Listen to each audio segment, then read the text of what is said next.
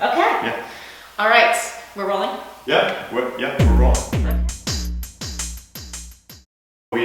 We are here with a professional actor, performer, and magician.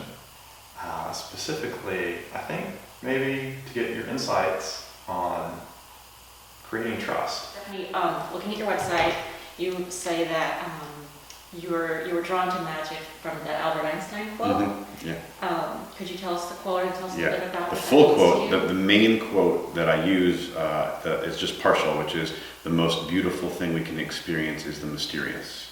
But then he goes on to say, I'll paraphrase, but basically, if you don't have moments and experiences of mystery, you're not really fully living.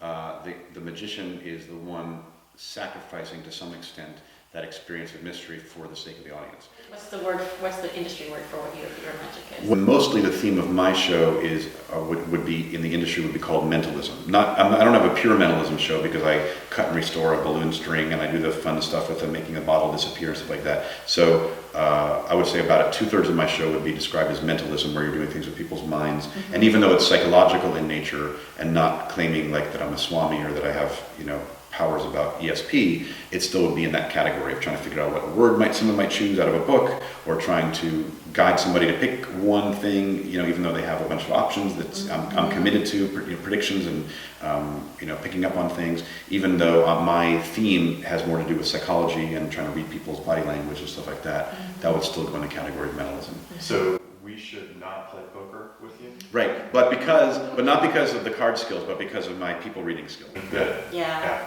Well, and the thinking is the reason that's so intriguing to people, I believe, is because it's the closest that humans can actually come to having a superpower.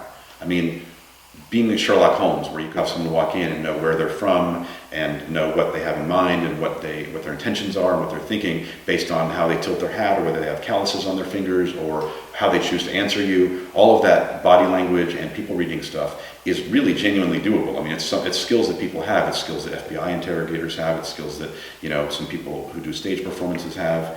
And yet it feels almost as superhuman or almost as exciting to imagine being able to do as flying and invisibility and super strength and all those things, and yet it's actually possible. So yeah, we in thinking about college students and how they sort of try to find someone to approach to maybe study together.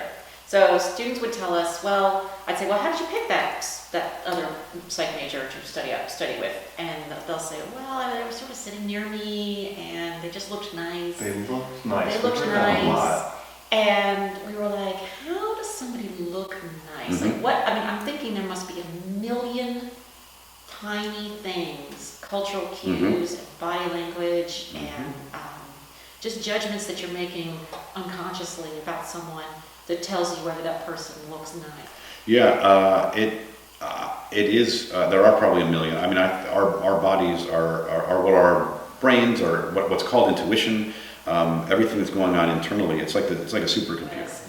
That there is a little bit of almost a paradox of trust with a magician, because you are the people have come there to be deceived. They've come there for you to trick them. Yeah. Does every mystery have a paradox? I don't know every mystery. I'll let you know. Yep. No, paradox is exactly what it is. That's exactly the right way to put it. It is exactly that paradox of we're entering into this agreement together, and in the context of the agreement, my job is to super well take care of you and treat you with respect and gratitude. Those are the two words I would say are the most important words that I remind myself of to feel about people is respect and gratitude. But that respect and gratitude includes then creating illusions for people, because that's what they came for. That's what they came here for. What advice would you have for a college student, let's say, for maybe taking a risk to reach out to someone, to ask for a study partner, a study session? Hey, do you want to get together over coffee? We'll study for this exam. Yeah, I think that's a great question, because I think it's happening less and less. The more technological we are and the more we're kind of focused on this. So the first piece of advice is more philosophical and less tangible, which is just to maybe see if you believe, as I do, that you're going to be a happier, healthier person if you're more skilled at just interacting with people than you're necessarily required to be today, because there's very little interaction that's required of people to and I treat it like a game because I want to be better at it, because it's true for me too. I'm not the most outgoing person. I'm not naturally necessarily wanting to interact with people, but I believe that it's good for me. I believe it's healthier for me. I believe it'll set me up to be able to do it better when I need to. All right, well, thank you so much. Oh, my pleasure. This was great. That was awesome. Yeah, this was really amazing. We really appreciate your insights. Are you doing any shows in the area? Yes, I just signed an agreement to come back to the Art Center in Carrboro, which is a great venue, in April 15th, 2017. Oh, very Big nice. public shows. Tickets will probably go on sale in January, and lots of seats will be available and will need to be filled. So. Oh, that's Okay. terrific. All right. How have magic and mystery affected your daily life? Comment below and click like and subscribe. To learn more about what we're doing at Protagonist Lab, you can visit our website at protagonistlab.com or follow us on Twitter at Protagonist Lab. Thanks for watching. See you next time.